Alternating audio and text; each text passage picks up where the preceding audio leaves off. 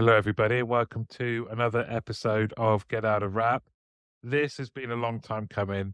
Actually, spoke to my next guest about the podcast straight after it launched, near enough, and always thought and said that Daisy Lee Crouch from Dojo, would be a perfect guest because you are exactly the type of person I was thinking. I think we met first of all at a special interest group, maybe, or was it when you were over? We'll get into that.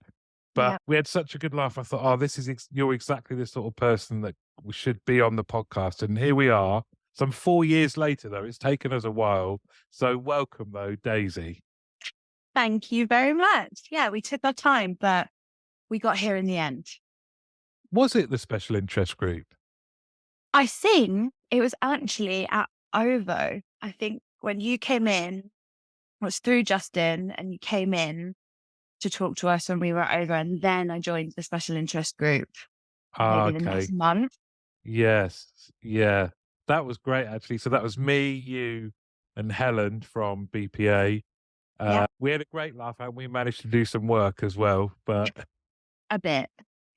now, Yeah, we for those of you that don't know, you're going to love this because Daisy, not only is she an expert, she is I'm going to say, a perfect role model for everything that's good about our industry and a lovely person to boot, apart from one major character flaw. Okay. here we go. Let's just get this out of the way. Daisy is a hammer. She supports West Ham. And that's all we're going to say on the matter. Okay. I mean, I think you've just attacked my character over my team choices. I think that I should be able to rebuff that and make Okay. Go exactly on the then. same judgment about a Spurs fan. I Really? know. How are we friends? I mean, I don't know. it's shocking, isn't it? Yeah, but we ignore it. Apart from the odd jab here and there. Yes, yes, all good natured. So, Daisy, where did it all start for you? Oh my goodness. A while ago now. So I have that quite classic now I think contact centre tale. I don't know what I want to do at uni. I'm going to take a year out. I'll get myself a job. I'll earn some money. Maybe I'll travel a bit after that and I'll figure out what direction my life is going to go in. And then, so I started working in the energy industry actually, and started in a team that was dedicated to vulnerable customer support, which was great. And actually, I loved it. And then I did that for about 8 months, I think, and then thought, oh, we'll need to apply for unis if that's what I'm going to do. And I did, sort of went through the motion, decided I was going to go to Brighton actually, and went and toured it and did all of that. And then came home and thought, do I want to spend the next 3 years talking about philosophy, politics, and ethics, or do I want to keep having a chat with customers that need me when it's a bit more real world?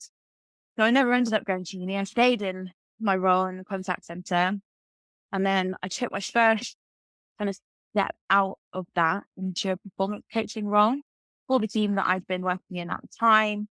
And that was kind of where I think that's where my career properly started. That's where I got the bug, I think, for people management support and, you know, being the person that makes people realize what's great about themselves already is such a high. And I loved it. I became obsessed with that feeling, watching that light bulb moment happen where all I've really done is ask a couple of questions and someone goes, oh, I could do this.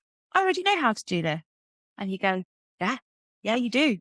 And that was addictive for me quite quickly. So I moved around a bit after that, did some stayed in performance coaching for a while, moved into a quality role. So I wanted to get more of the analytical side of it and trending and having a bit of a wider influence. And then did that. I became a product SME for a while, which wasn't my favorite thing that I'd ever done.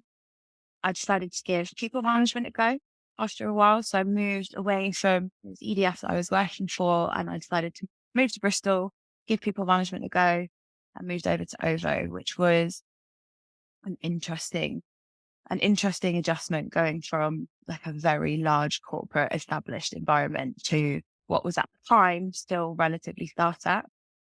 And I'll be honest, I spent the first couple of months thinking, what the hell have I done? What on earth have I walked into here? And I just wasn't used to it. It was such a different environment. And, it was the first time I experienced someone saying to me, do you think that's the best way to do that? Or, you're the expert, you decide. And I was like, what? What do you mean? What are you talking about? So that was the first time I ever felt that. And after I settled into it, that became the thing that fed me, similar to how I felt when I had that first performance coach role and that kind of light bulb moment being the addiction, working in a new startup environment and having someone go, we don't know either. You make your best judgment call and we'll figure it out together. And I was like, this is me. This is my element. I can do this. With a few wobbles along the way, that imposter syndrome hit Of course. hard, Mm. really hard. But that became my new thing that drove me and I loved it. Did so many interesting things. Really got to experience what it was like to actually have control over who I was as a leader and the way that I wanted to present myself. And I loved that. But I missed the support element of being in like performance coach and quality roles before that. So I loved people leadership because that was a huge part of what I did. There was also a lot of other stuff that just didn't interest me as much. The type of projects that I would take on as part of being in that role Mm. were interesting, but they weren't ultimately working towards creating a more supportive and development led environment for our people. So I decided I wanted to get back into coaching quality L&D type roles. So I moved across, worked in what we called our service quality department. So I took over managing the training team as mat cover. It was one of those moments in life where all the cards just fell into place perfectly. I had a conversation and said I was interested in moving in that department. And then 2 weeks later, someone was going on mat leave and there the opportunity was. So took it, did that, did mat cover for about 6, 9 months and then never left basically. I moved from training back over to quality. There were separate functions at the time, but stayed within the same department. So I got to do both sides, managed QAs, performance coaches, and loved it. Absolutely loved it and got to do some incredible things. The award ceremonies and I got to see what it was like to be part of like a truly award-winning function, which was incredible. And then got to a point where I was like, I'm ready for the next big thing. And I still really had that passion for being part of a smaller, more new startup environment. And Ovo wasn't that anymore, which was great for the company. I could, loved Mm. watching that evolution into a much more established, bigger, huge household name. But it wasn't what I wanted to do forever. I didn't want to go back into that world having left it with EDS. So I opportunity sort of landed in my lap. I've been really fortunate throughout my career where Dojo wasn't Dojo at the time, had no name, it was Payment Sense, legacy name at the time. There's an opportunity where a new contact center was being created in Bristol, working for someone, Justin Haynes, who's been on the podcast as well, who I'd worked for years at that point, had huge respect for. And when he said, I'm leaving over, I'm going, this is the opportunity that I've got. And I thought, God, you're going to make something absolutely incredible there. And then saw a job advert come up and thought, I want to be part of that. Like, I really want to be part of that if that's what's happening. So it really left over after 6 years, I think, in the end of being there, and came to Dojo Payment Sense at the time with nothing. There's nothing. There's no contact center. There was 12 of us, I think, in a room, rented office space, like Serge rented office space in an office in central Bristol 3 days before the pandemic kicked off. So spent a couple of days in our, at the time, our London office and then was sent home and the country went into lockdown. And again, I had that, what the hell have I done? What on earth? There isn't a contact center for me to be part of here yet. And now we're going to be at home for God knows how long. And I just thought, oh my God, what's going to happen? And that first like 4, 6 weeks when, I mean, nobody knew anything about what was going to happen with the Mm. pandemic and everyone had the same fears and worries, right? And I spent a couple of weeks being like, oh God, oh God. But honestly, after that point, I've never been more certain that I made the right decision about something probably ever in my career. Because I was. Dojo reacted to that and how quickly they pivoted to be like, oh yeah, we're just all going to work from home. Nothing's stopping. We're just going to do everything we were doing before and we're going to do it remotely because we can. And the speed at which that happened, I was like, it floored me, absolutely floored me. And it just went straight back to business as usual immediately. And so I was chatting with Justin and George, and they were saying, okay, well, you need to set your quality function up. We are going to have a new contact center in the next 6 months. They need to be the best that anyone's ever seen. That customer experience is going to be the best customer experience anyone's ever had. So off you go, Dace. Make that happen. Thanks. Right. Okay. Well, off we go then. It was me. There's 12 of us. We had a couple of team managers that had been hired, a few advisors that had been hired. Like I said, like 12, 14 of us. And that was it. And off we went. And the product was still being designed. It didn't have a name yet at that point, hadn't gone to market. It wasn't even in pilot stage at that point. And I was creating a quality framework for exceptional customer experience for a product that didn't exist. I mean, this is bizarre, right? This is a bit Twilight Zone. I Yeah. have no idea yet, but it was absolutely incredible. And since then, so it started, I had a single performance coach based in Hull. So, I mean, not that we were traveling anywhere at that point anyway, but my only employee at the time was a performance coach who was based in Hull for our payment sense site. I had nobody in Bristol with me. And we just got on with it. And the product was developed and it went to market and it went crazy quickly. And we were recruiting, inside of 12 months, we went from the 12, 14 of us that started to 80, 90 advisors strong. We had a collections department. We had a complaints team. We had all of it inside of 12 months. And I look back now, 3 and a bit years later, and I think, I have no idea how that happened. That time, it's just, I have no idea what happened there. I couldn't tell you. I have no idea. And, we were in and out and lockdown, then not lockdown. And then we had the tier system. And, I remember having to follow arrows around on the floor if I did come into the office, and lanyards in different colors to indicate whether you were okay to get close to someone or not. And that feels like about 1,000 years ago I know, now. it's crazy.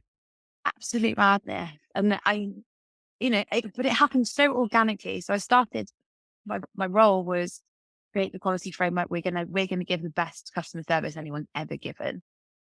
And at the time I was like, yeah, I've heard that before, but I will give it a go.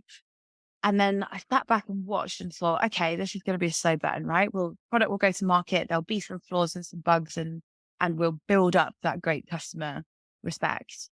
But it just didn't. Like out the gate, 5-star Trustpilot reviews, and our CSAT was never went below 4.9. And I was just like, okay, we are doing this. This is happening. And it was really exciting. So proud, like really proud moment for me being part of something where I'd said, this is what I think, this is how I think we can deliver on an exceptional service. And then watching customers react positively to that it blew my mind and helped them, some of the imposter syndrome. Okay, Yeah. well, something's going right then. And then it kind of grew from there. We got bigger. I hired more and more people into the team. And then I had, quality auditors, and I had performance coaches, and then got to a point where I thought, we should be doing more for our frontline advisors to make their lives easier. We're doing a great job for our customers, but we need to look after our people too. So I took on a knowledge management lead. So my functions expanded from kind of quality and coaching to include knowledge. And I hired internally, brought someone off the phones, and we sat down in a room with a whiteboard and went, have you ever built a knowledge base before? I just looked at each other and went, absolutely not. No. Ever worked with a good one? And we went, some good bits here and there, and just sort of pulled together the various different things we'd seen that were great. We put up all the things we'd done that weren't great that we wanted to solve for, and then just cracked on and built it. We built an entire knowledge base in about 3 weeks, which I don't know if we slept really. So did that, and then started thinking more long term, okay, well, how do we really make things great? So we started looking at technology that could support us in the knowledge management space. And and in the quality space, and how do we scale this and how do we grow? We're still recruiting a new group every month at this point. I've got to a point of having 3 functions. Hired my first team manager into my team. It's the first time I was managing managers, which was a learning curve for me. And then I just got bigger and bigger. And, I was managing split sites. So we've got our Bristol operation and our Hull operation. I had teams in both spaces, and I had to learn to let go quite a lot. I hired Emma Clement in to manage the quality and performance coach side of things. And I felt like I was watching my child go off to uni, I was like, oh God. Oh. But she's incredible. And what she's done with the team since is just mind blowing. And then it got bigger and bigger. And then last year I took on the training function as well. So I kind of feel like I completed the bingo card of all things for supporting our front line, right? With the exception of forecasting, because that's not my fault. I think that's one I'm quite happy to stay away from long term. But yeah, so ended up with a 4-function strong department. And it was the first time where I really felt like this is exactly where I'm supposed to be. This is exactly what I wanted. I didn't know it, and I didn't know I was working towards it. When I was a kid, I wanted to be the yellow Power Ranger, but I had no idea really what I wanted to do when I grew up. And I just found I had this moment of real clarity in the summer last year where I just thought, I cannot imagine myself doing anything else ever again for the rest of my life. I want to do this. I want this feeling. I'd have advisors come up to me and say things like, I had an amazing coaching session with one of the coaches last week, or I absolutely loved this training that I did last week, or I've just got a new job and it's because your team supported me. And I just thought, I don't know why anyone does anything else. This is just Yeah. perfect. And the whole thing from start to finish, right? Now I can work with my team, and we go from onboarding someone from the very start of their career at Dojo and through their training and into training bay and then into the live environment where they're qualitatively and coachingly, a word, but supported by my areas. And then, they get into that performing and norming state, and then they start thinking about the next stage in their career. And I get to come back in and be a part of what that looks like. Just all of those truly formative stages in someone's career in contact centers. And I'm fortunate enough to be a part of all of them. And I wouldn't change it for the world. It's cheesy, isn't it? But I wouldn't. And this, ladies and gentlemen, is why Daisy is a perfect guest for a podcast, because it's just a joy to sit and listen to you talk about everything you've gone through and kind of how you've brought it to life around being addicted to feelings and situations and outcomes, but also the kind of hard work that goes into it, and also walking forward and being in this period where you have different challenges, right? And so those challenges might be imposter syndrome. They might also be thinking, I have got so much responsibility now and it's terrifying because, Yep. to take you back to that first moment where all of a sudden someone's asking you and you're looking around and there isn't a process, there isn't another person, it is you, Yep. and what now there could be people listening that want to go on the same journey as you, right? And they maybe the because they don't have the experience of achievement, the doubt is in a stronger position because they're like, well, I haven't done it. Oh, and you listen to that little voice saying, yeah, you probably can't, or Yeah. why would it be you?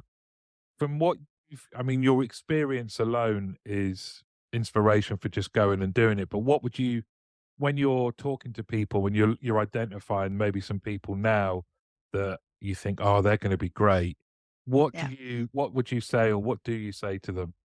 A great question. And I think lots of things, the things that hold people back, in my experience, you're absolutely right. It's 99% of the time, it's your own thought process, and it's the things you're saying to yourself that stop you from getting the things that you deserve, the things that you're perfectly capable of doing. And I have experienced that. And now something that I find myself saying quite a lot, especially as I've done more time recruiting and kind of being in control of what that looks like. And I speak to a lot of people who say things like, I really want to come and work in your area, but I don't have the experience for it. And I find the most helpful thing for me is to try and get them to think about all the things that they do outside of a professional environment that are transferable into whatever role it is that they're interested in. Mm. I had a conversation with someone a couple of weeks ago who come back into the workplace after maternity leave and was saying, I've had this gap in my career and I don't know where to go now. And I feel like I've held myself back and I don't have the same level of skill as another person who hasn't had a year out might have. And I just said, okay, what have you learned about being a mum? What new skills have you taken from that? That's a huge life change for you. What skills have you taken away from being a mother for the first time? And I said, well, I'm more organized than I used to be, and I have to think about a million different things at once. And I said, okay, the direction that you want to take your career in, the people that are already doing that job, what do they do? What skills do you admire about them? She said exactly the same thing. She said, well, they're really organized and they're always thinking about a million different things at once. And I was like, so tell me again how it is that you don't have the right skills for the direction that Yeah. you want to go in. I think for me, the thing that I find is that people naturally, and I do it too, I still do it to this day, right? This is not a perfect art for me either, but people tend to separate out their work life and their home life, which is the right thing to do from a work life balance perspective. But they keep that division when they're thinking about skills that they have. They Mm. think I have Yeah. professional skills and I have personal skills, and they are two different things. And they are. They're the same. The skills that you learn in any environment are transferable into other roles, and you have to realize that. And I find that the most success that I have in convincing people that they are ready and they can take that next leap is by getting them to realize that the things that they do outside of their professional environment have built them a set of skills, transferable skills that can carry them forward in work if they only allow it. Let it in one way. Don't let it take over your life and blur those lines, but allow yourself to succeed based on the things that you've learned that aren't entirely dependent on what someone would write down on their CV as a traditional skill, right? And I think that's really important. And once you start, because people find it much easier, weirdly, to say that they're good at things when it's not work related, I find. So, Hmm. if someone can play the Hmm. guitar, they'll be like, Yeah. yeah, I can play the guitar, and they'll whack it out at every party and they want to share that they can do Go that. get the guitar. Yeah, exactly. Come on then, we'll do Wonderwall. But I just, and seeing people be that passionate about something, but then not have the same view of themselves in a professional environment, for me, is mind blowing. Like Mm. why are you so confident in yourself in this skill? You taught yourself to play guitar, right? And you do it every day because you love it. But you're also telling me that you love your job and you want to move forward. So why can't you take exactly the same mindset when you were teaching yourself guitar? Because I'm sure there were setbacks in that. You didn't go from having never picked it up to, being flat, did you? So what was that journey like? What was that process like for you? Lift and shift that mindset, drop it into your professional world. And I guarantee you that voice isn't going to go away, but it will be a little bit quieter. And you still have to overcome that. And you still have to learn that that voice is in you. That's not someone else's voice, that's yours. But it will diminish slightly if you allow yourself space to take your personal successes and transfer them to your professional environment. I love that. That's brilliant. I love it.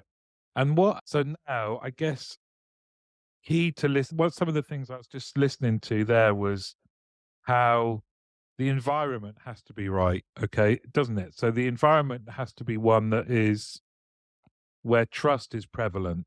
So you talked a few times about kind of being in a position where the buck stops with you, you're doing things for the first time, really key important things, but it's taken place in an environment of creativity, innovation, but critically trust. And does that now carry through to, you kind of like you say, letting go and watching your managers manage, that you have to go, right, I have to trust them the same way that other people have trusted me.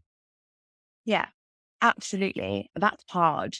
Really, really hard. And I struggle with that to this day, probably my single biggest development area when I take that time to self-reflect, or when others reflect on my behalf, is wanting to be in everything all the time. Not, and it doesn't come out of a place of mistrust for the people that I've handed that over to. I think it comes from a place of, I've been in your position where Mm, the buck has stopped with me, and I want to protect you from some of the negativity that I felt in that environment, right? Self-inflicted negativity, but I want to help you not ever feel that. But that often presents itself as like control freak nature. Yeah. Control freak days. I don't want to take anything away from you. I just don't want you to feel like you don't have a support network. And that's what I've found the most difficult about letting it go. Nothing to do with the fact that I don't trust those people to do an incredible job. And it's everything to do with the fact that I don't want them to feel as though they don't have a strong enough support network to succeed. And I find that really, really difficult. And I think a lot of that comes from the industry, the specific part of the industry that I work in, right? My entire career is centered around making people self-realize and feel great in their own right. But what what I reflected on about 2 years ago now, I had a moment where I did something stupid. I made a decision. I was like, let's give this a go. It didn't work at all. It wasn't stupid, but in hindsight, could have been smarter about my decision making process. And it really didn't work. And it was my first big like fail forward moment. And people that were around me were like, okay, what have we learned from this? What are we going to do differently next time? Like pick up and run with it. Really allowed me to put into perspective that, okay, the world didn't stop. I still feel fine. The people around me have not changed their opinion of me. I need to let my people have the same space to do that. And if I'm constantly around making them feel like I'm here to support you, I'm here to support you, they're never going to get an opportunity to fail. And that's mm, important because you learn from mm. it. So I'm still working on that actively every single day, not being a blocker to my people inadvertently, not intentionally, but allowing them to shine in their own right, because they are incredible people. And, I joke about it a lot now when I get brought into conversations, and I'll introduce who I am and what I do. And most of the time I introduce it by going, Daily and training and quality manager. And actually what I do is have an incredible team of people that do a lot of amazing things. And I'm just fortunate enough to be at the helm and get to watch that happen. And I think when you learn to accept their successes as like reflections of yours, the pride that I get when someone is recognized within my area for having done something is just, I, it's the same feeling that I had when I was talking about when I was first a performance coach and you watch someone with their light bulb moment, right? That's my version of that now. Watching my team succeed is my version of that. So that helps me overcome some of that, let it go, and not your baby anymore, but you can still celebrate the successes of other people and be proud of what they're doing. It's like it's protection, isn't it? It's a Mm. protective urge to when in fact, actually, if you're a juggler and you're teaching your team how to juggle, you can't prevent all of the balls that they're juggling not hitting the ground. That's how they become jugglers, is that they drop the balls and then you go, yeah, that's fine, that's normal. Pick it Yeah. up, try again. You can't be there running around the classroom making sure no Holding one yours. drops making sure no one drops one. But again, that's something that's the kind of that letting people fail in a supportive environment is part of how they develop and learn, isn't it? And I just think it's I would say knowing you, it's like a passion. It's just passion for people, passion for facilitating those like aha moments. Yeah. And oh yeah, I can do this, but then it can kind of bleed a little bit into kind of like overly protective, just kind of going, oh, I think they might fail. How do Yeah. I how do I stop that? When in fact, it's They need okay. to. It's like say, yeah, They need to. yeah. Yeah. And the kind of the view of like imposter syndrome, and if you think how successful you've been and all of the different things that you've done, and often that has been with a blank piece of paper and just go, right, how do we do this? Like, where do you even start? The fact that you've done it, has that enabled you to kind of control that feeling? Sometimes, yes, others not. I doubt myself a lot less than I used to. But what I find now is that imposter syndrome piece comes back when it's something, when it's new, like great point, blank slate of paper, not really done this before, but let's give it a go. Moments where I'm doing that in something that I know like the back of my hand, like in a coaching space, right? If we're starting from scratch for something, or we've wiped the slate clean and we're starting again, I have like a good nervousness, an Mm, excited nervousness. A blank mm, whiteboard is my friend in that moment. And I don't feel imposter syndrome about it, because it might go wrong, but I know that I know coaching. I know that I know what good looks like in that space. So I don't hear that voice anymore. I find now when I have to work to control it is when I'm doing things that are linked to. So there's a close link to one of the areas that I'm passionate and comfortable in, but it's a new audience maybe. So I'm having to convince someone else that I wouldn't normally interact with that this is a right decision and this is a good decision to make. And interestingly, one of the things that I found really useful for me in that is because another one of my development areas, I'm such a I'd love to think about things as like big as we can possibly make them. You know, if we're in front of that whiteboard, I'm talking like if I had a magic wand level creation and innovation, you know? And that's amazing in some spaces, but the reality is there has to be some sort of return on investment. We need to see a benefit. Like we can't just go mad days. And if ever a job comes up where you are allowed to just do that, by the way, I would like to publicly earmark my name. yeah. I'm in But the race. yeah, exactly. But one of the things that I've learned how to do that has really helped quell the imposter syndrome piece is to focus in on the fact that I know naturally I have that. Like if someone draws me in and it's like, I need someone to have a big idea, Dave, come help me. Great, I'm all over it. I've learned the other side of it, which is thinking more analytically, thinking about how I will measure the success of whatever that thing is, thinking about what the outcome on the other end is going to look like in a measurable way, and knowing, making that part of my like blue sky thinking process really helps me stop feeling as impostery, because I know that I can, if someone was to challenge me, I can say, yeah, but here's my proof or here's my workings. But even if they then pick it apart and go, okay, that's not going to work or X, Y, and Z, I know on paper I've taken the time to think about what the challenges might be. And I feel less kind of stressed that someone's going to look at me and think she doesn't know what on earth she's talking about, because I've learned the other side of it. And then I interact with people who have the opposite, right? Where they Mm, are very analytical thinkers and they're mm, great at that side of things. But the creative thinking is a learned behavior for them. So they've done the opposite thing to what I have. They're worried that people won't be bought in or on board because they're not coming in and flouncing their arms around and, dancing around the room like I do. But everything they're saying is perfectly thought out and is definitely going to work and going to be incredible. But they need to learn the creativity side of it and they get a bit looser with it and that kind of thing. And it's exactly the same. And I found it so interesting to work with people who are on the opposite end of that scale with me, to me, because they say exactly the same things. I feel like I've got imposter syndrome. I don't think that I'm the right person to make this decision, but they're saying the same thing, but for opposite reasons.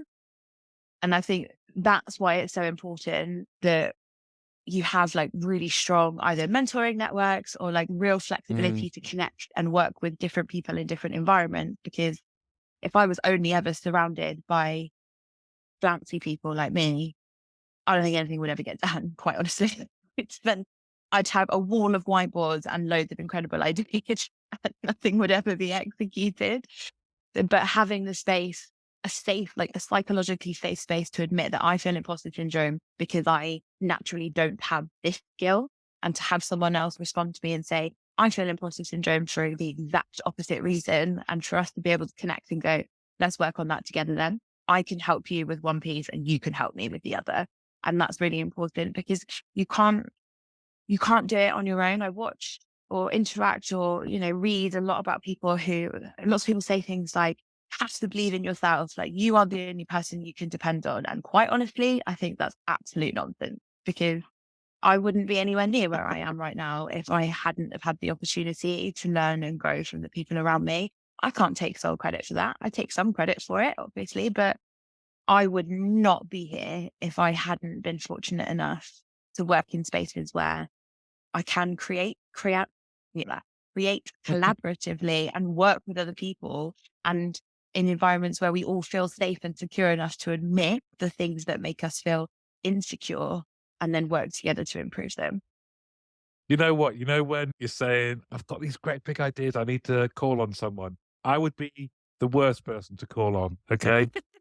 Because there's so much I recognize then in myself when you were talking. So it's like with the team leader community, I'm like, oh, it's going to help thousands of people. It's going to be amazing. It will help them every day, right? And it will be global. And Yeah. what I need, to your point, is somebody that goes, okay, listen, not in a patronizing way, yeah, but in a, okay, listen, that's great, yeah. How are you going to get there? And I'm like, oh, it's just going to happen. It's going to be brilliant. Build it and they will come. And this. And then we're like, okay, listen, we need some detail. We need detail. We need stages. We need, and I'm, and it's kind of like bringing me back down to earth Yeah. to be able to go, look, you have to focus on some of this stuff. Yeah. So can you Yeah. apply yourself to this? But you're right that those type of people that's where they're happy. That building the minutia, the devil is in the detail and the stages and ROI and whatever. And I'm in my hot air balloon just flying around. Come back a bit. We need to have a debrief. Yeah. Um, so yeah, Yeah. You and it's a I really good point. would have some great idea generation, but Well, we'd leave a room, yeah, because it used to be. It did again. I think when you've got a team that can challenge you, because some of the challenges I would get were we'd have these great ideation sessions. Oh, what a horrible word, but yeah. and people go, look, we leave these rooms and everyone's buzzing, but no one's taken any actions. No one's Yeah. gone. What are we actually doing?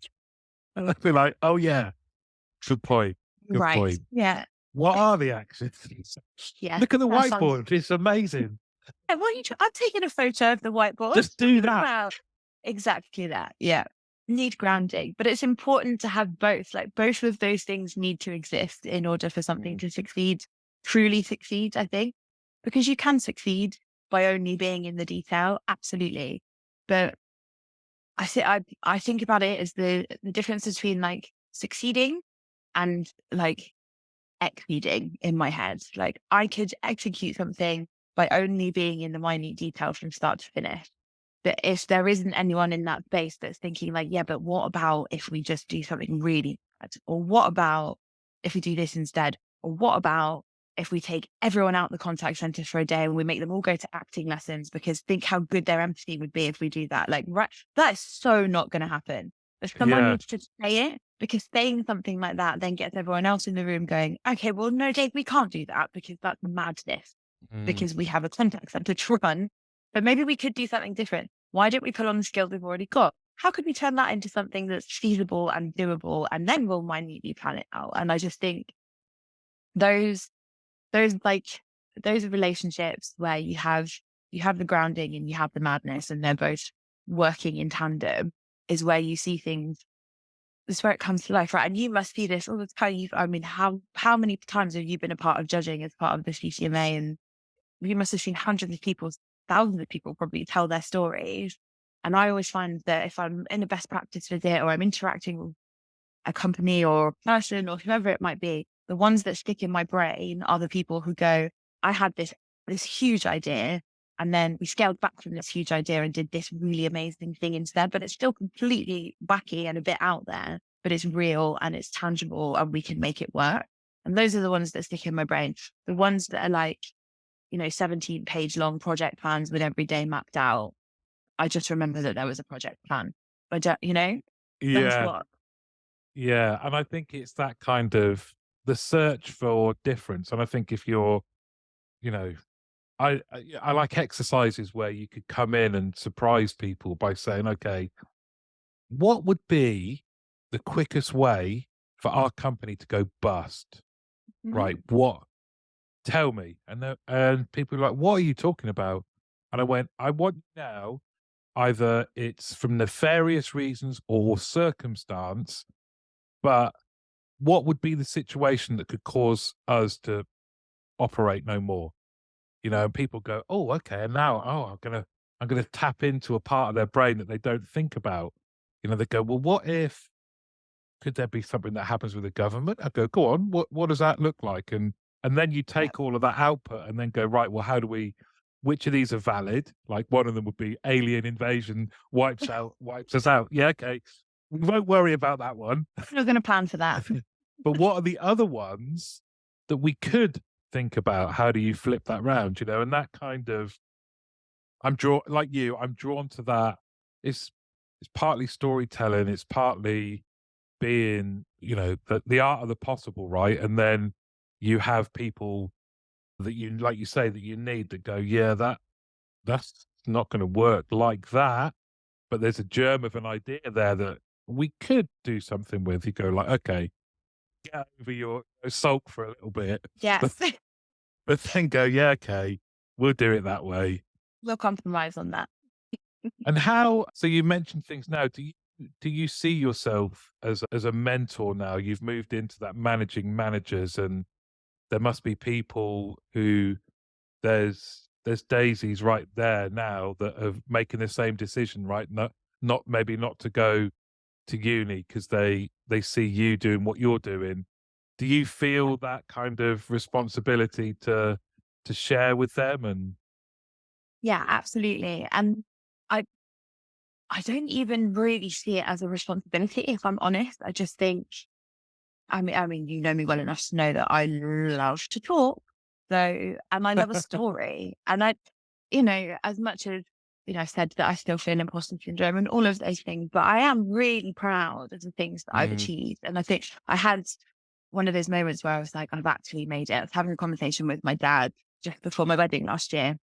And he called me aside and he said to me, I don't say it enough. I just need to tell you, I'm so proud of you. Like I'm so proud of you. And I thought, that's that's it. I've made it. Do you know what I mean? Like I could have as many promotions as I want for the rest of my life, but this moment for me, having someone that close to me that I love that much say that to me, I reflected on it afterwards, and I was like, you know what, me too. Like I am really, really proud of myself, and I am so proud of everything that I've achieved with the help of all of the people that have got me here.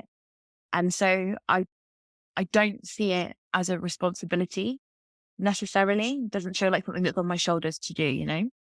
It just feels like I'm so passionate about the journey that I've been on that I'll spin it to anyone that will listen, because if anyone has even the tiniest glimmer of resonance with what I'm saying and the journey that I've been on, that's enough, you know? And I don't need you to then talk to me about it. If you don't want to turn that into a formal mentor-mentee relationship, if just me explaining what I've done in my career makes someone walk away and go, I see some of that in my future and I see elements of that in what I'm doing at the moment, I'm happy with that. It just, I mean, obviously I love it when people do then want to talk to me about it and ask for help and support in it. But I guess it speaks to the coaching side of me in that no one ever comes to you really. They might think that they don't have the capability, but somewhere inside of them, they know that they do, because if they truly didn't believe they could do it, they wouldn't even start the conversation with you, right? If there wasn't a part of someone that thought, I can do that, I want to do that, they wouldn't even entertain the conversation. So yeah, I don't know if responsibility is the word. I think it's just, it feels right for me to share my journey, because there might be other people that think similarly or are in the same position. And if they want to have a chat about it, I'm all here for it. I will do whatever you need me to be in that relationship. But equally, if you just want to listen to me talk, which I can do a lot of, then that's fine. And I'm just happy that listening to someone else explain their journey has had some kind of impact on you in any way, shape, or form. well, that was goosebumps there. Actually, that was lovely. And I think just even in this episode, we're definitely going to have to do another one because we've only really scratched the surface, and it's time to call this part to an end. But we won't leave it as long. But will you come back on? Absolutely. If you'll have me. Definitely. Definitely. So everyone stay tuned for we'll do part 2 of Daisy Lee Crouch. So but thank you so much for coming on. It's been brilliant. Thank you for having me. Yeah, it's been amazing. Thanks, Marco.